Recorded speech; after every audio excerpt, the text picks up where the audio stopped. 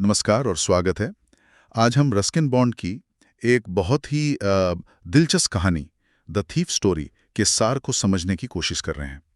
हमारे पास स्रोत के तौर पर यह कहानी ही है और हमारा मकसद है इसके किरदारों, एक 15 साल का चोर हरी सिंह और 25 साल का लेखक अनिल, इनके बीच जो एक जटिल रिश्ता बनता है उसकी परतों को खोलना। हाँ, ये कहानी भरोसे, धोखे और इंसान के बदलने की जो संभावना होती है, उस पर काफी गहराई से बात करती है। बिल्कुल। कहानी का नैरेटर मैं यानी हरी सिंह वो खुद मानता है कि चोरी में उसका हाथ काफी साफ है। हम्म। लेकिन जब वो अनिल से मिलता है तो क्या उसे सिर्फ एक आसान शिकार मिलता है या कुछ और भी? हाँ, और अनिल के लिए काम करने के बदले उसे जो मिलता है, मतलब वो कैसे उसकी जिंदगी को शायद बदल देता है। सही। चलिए सीधे कहानी के इस ताने बाने में उतरते हैं, देखते हैं क्या है। तो कहानी की शुरुआत होती है एक दिलचस्प मुठभेड़ से। हरी सिंह अनिल को एक कुश्ती मैच के दौरान देखता है हाँ। और तुरंत उसे अपने मकसद के लिए सही समझता है। Easy going, kind and simple enough. मतलब कहानी कैसे फौरन ही ये भरोसे और धोखे का तनाव बना देती है। बिल्कुल। हरी का नजरिया तो एकदम साफ है। वो अनिल को एक शिकार के तौर पर ये देख रहा है। वो फौरन अपनी कला का इस्तेमाल करता है, थोड़ी चापलूसी, है ना। You look a bit of a wrestler yourself. दोस्ती की शुरुआत ऐसे करता है। हाँ। ये उसकी स्ट्रेटजी है। और उसका खुद को हरी सिंह बताना, जबकि वो हर महीने नाम बदलता है, हाँ, ये भी है। ये दिखाता है कि ये कोई नौसिखिया में ही है, एक अनुभवी चोर है, भले ही उम्र कम हो। पुलिस से, पुराने मालिकों से, सबसे बचने का तरीका जानता है। और अनिल का रवैया, वो हरी की चापलूसी पर पलटकर मजाक करता है। तुम भी लगते हो। ये हरी को थोड़ा चौंका देता है। हाँ, चौंकाता है। फिर जब हरी काम मांगता है और अनिल साफ कहता है कि भाई पैसे तो नहीं दे सकता, तो अनिल का कैरेक्टर थोड़ा और खुलता है। वो वैसा सिंपल नहीं लगता जैसा हरी ने सोचा था। सही कहा।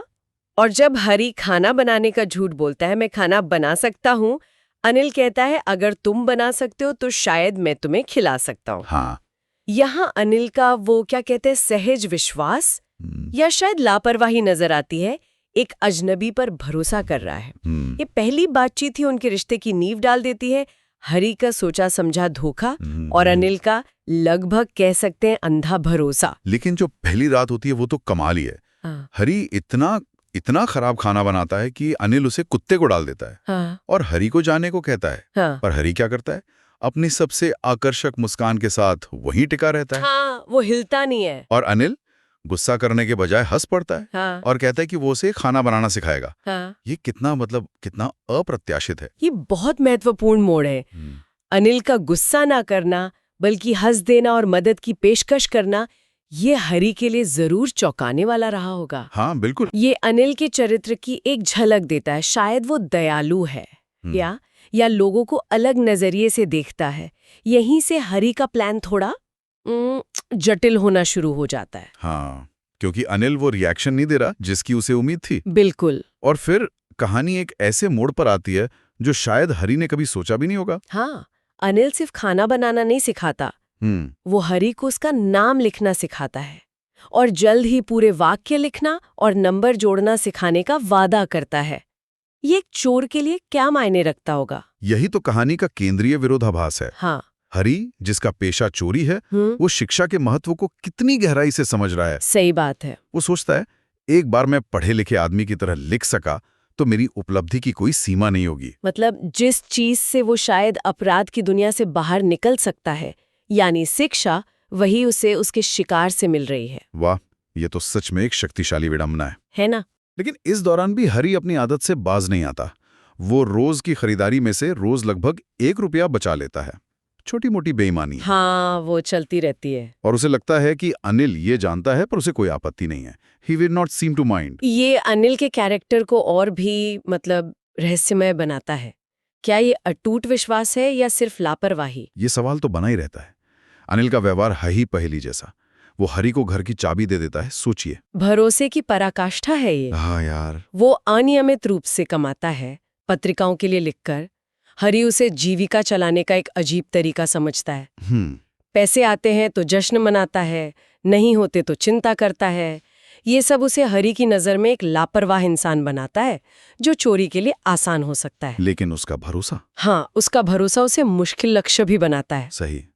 करीब 1 महीना बीत जाता है, हरी खरीदारी में हेराफेरी के अलावा कुछ असली काम, मतलब बड़ी चोरी नहीं कर पाया था। हाँ, उसे मौका नहीं मिला था या उसने लिया नहीं था। फिर एक शाम अनिल नोटों का बंडल लेकर आता है, 600 रुपए, एक किताब बेचकर कमाए हुए।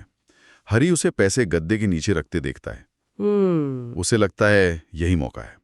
पर यहाँ दिलचस्प बात यह है कि चोरी करने से ठीक पहले उसके मन में एक संघर्ष चलता है। हाँ, ये आंतरिक संघर्ष बहुत महत्वपूर्ण है।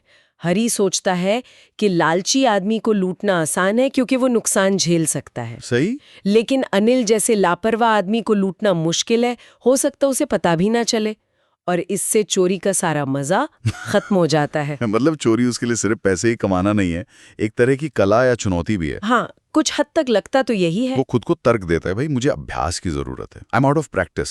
अनिल वैसे भी पैसे दोस्तों पे उड़ा देगा, और सबसे बड़ी बात, अनिल उसे तनख्वाह भी तो नहीं देता। ये सब उसके जमीर को शांत करने की कोशिश है ना। बिल्कुल, ये खुद को सही ठहराने का प्रयास है, क्योंकि वो जानता है कि अनिल उस पर कितना भरोसा करता है। He was the most trusting person I had ever met. हाँ, और इसी भरोसे को तोड़ना उसे मुश्किल लग रहा है। फिर भी उसकी वो चोर वाली प्रवृत्ति और अभ्यास की जरूरत वो उसे चोरी करने के लिए उकसाती है। वो ये भी सोचता है कि लूटे जाने पर अलग अलग लोग कैसे रिएक्ट करते हैं।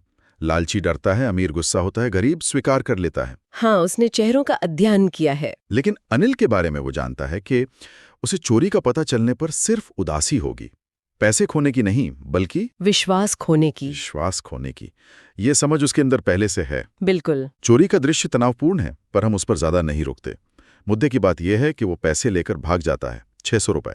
काफी पैसे थे उस जमाने में। हाँ, वो सोचता है कि कुछ हफ्ते तेल के अमीर अरब शेख की तरह रह सकता है। लेकिन फिर कहानी उस मोड़ पर पहुंचती है जो सब कुछ बदल देता है।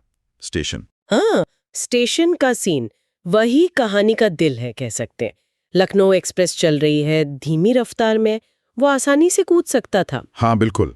लेकिन जैसा वो खुद कहता है, किसी कारण से जिसे मैं समझा नहीं सकता, for some reason I can't explain, वो हिचकिचाता है और ट्रेन निकल जाती है। ये हिचकिचाहट, ये क्यों?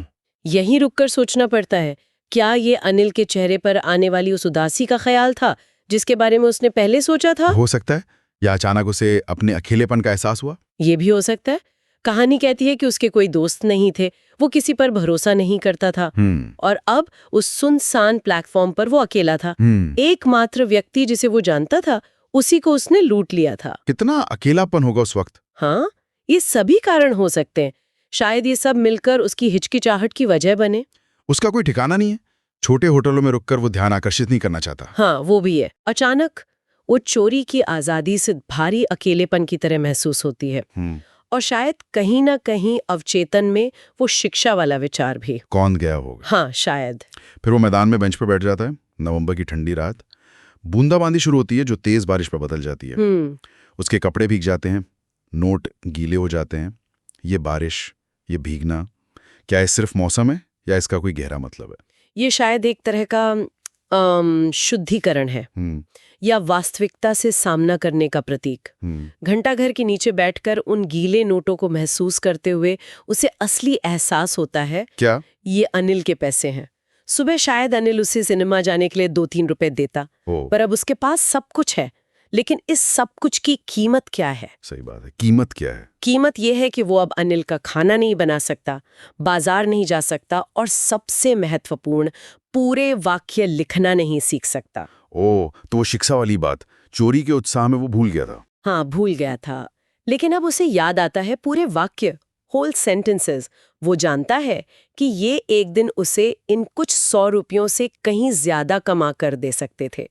चोरी करना आसान है, पकड़ा जाना भी आसान है, लेकिन एक वास्तव में बड़ा आदमी, एक चतुर और सम्मानित आदमी बनना, वो कुछ और है। ये उसकी जिंदगी का निर्णायक क्षण लगता है ना? बिल्कुल। ये तात्कालिक लाभ यानी पैसे और दीर्घकालिक लाभ यानी शिक्षा, सम्मान, शायद एक बेहतर जीवन, इनके बीच का चुनाव है। और वो दूसरा रास्ता चुनता है। हाँ, वो दूसरा रास्ता चुनता है। वो फैसला करता है कि उसे अनिल के पास वापस जाना चाहिए, अगर सिर्फ पढ़ने लिखने के लिए ही सही। ये दिखाता है कि शिक्षा का आकर्षण कितना शक्तिशाली हो गया है उसके लिए। बहुत ज्यादा। उसका वापस जाना भी उतना ही तनावपूर्ण है जैसा वो सोचता है। चोरी करने से ज्यादा मुश्किल है चोरी का माल बिना पता चले वापस रखना। हाँ, पकड़े जाने का डर। वो दबे पांव कमरे में जाता है। अनिल सोया हुआ है। वो धीरे से गीले नोट वापस गद्दे के नीचे खिसका देता है। ये सिर्फ पैसे लौटाना नहीं है, ये कहीं ज्यादा गहरा कदम है ना। हाँ, ये एक नैतिक चुनाव है। ये धोखे पर भरोसे को चुनना है, लालच पर भविष्य की संभावना को चुनना है। ये उसकी पुरानी पहचान को पीछे छोड़कर एक नई पहचान की तरफ शायद पहला कदम हो सकता है। वो उस भरोसे को बहाल करने की कोशिश कर रहा है जिसे उसने तोड़ा था, शायद खुद अपनी नजरों में भी। और अगली सुबह क्या होता है? वो देर से उठता है। हाँ, अनिल चाय बना चुका है। फिर वो क्षण आता है जो हरी का दिल बैठा देता है। अनिल उसकी तरफ हाथ बढ़ाता है। उंगलियों के बीच 50 रुपए का नोट है। ओह, हरी को लगा होगा बस पकड़ा गया। हाँ, उसे लगता है वो पकड़ा गया। लेकिन अनिल का व्यवहार फिर से अप्रत्याशित है। वो कहता है, मैंने कल कुछ पैसे कमाए थे, अब तुम्हें नियमित रूप से तनख्वाह मिलेगी। क्या? तनख्वाह? हाँ, और फिर सबसे चौंकाने वाली बात, जब हरी नोट लेता है तो वो महसूस करता है कि नोट अभी भी रात की बारिश से गीला है। अरे बाप रे! इसका मतलब तो साफ है, अनिल जानता था। सब जानता था। वो सब जानता था, लेकिन उसने कुछ नहीं कहा। ना गुस्सा, ना सवाल, ना पुलिस। क्यों? ये अनिल के चरित्र का सबसे बड़ा रहस्य है। ये असाधारण है। क्या ये गहरी करुणा है, या इंसान के बदलने की क्षमता में उसका अटूट विश्वास? या शायद वो हरी की आंतरिक कश्मकश को समझ गया था। हाँ, ये भी हो सकता है। उसने टकराव का रास्ता नहीं चुना, बल्कि भुगतान और शिक्षा जारी रखने का प्रस्ताव दिया। ये शांत क्षमा, ये शायद किसी भी सजा से ज्यादा असरदार हो सकती है। बिल्कुल। और फिर अनिल कहता है, आज हम वाक्य लिखना शुरू करेंगे। ये पुष्टि है कि वो हरी को दूसरा मौका दे रहा है, शिक्षा का वादा निभा रहा है। हाँ, इस पर हरी अनिल की ओर अपनी सबसे आकर्षक मुस्कान के साथ मुस्कुराता है। कहानी कहती है, यह मुस्कान इस बार बिना किसी प्रयास के अपने आप आती है। यह असली मुस्कान क्यों है? क्योंकि ये बनावटी नहीं है, ये अंदर से आई है। ये राहत की मुस्कान है, कृतज्ञता की, और शायद एक नई ईमानदार शुरुआत की। ये उस बोझ के उतर जाने की मुस्कान है जो वो रात भर ढो रहा था। ये दिखाती है कि बदलाव संभव है, कम से कम इस क्षण में तो जरूर।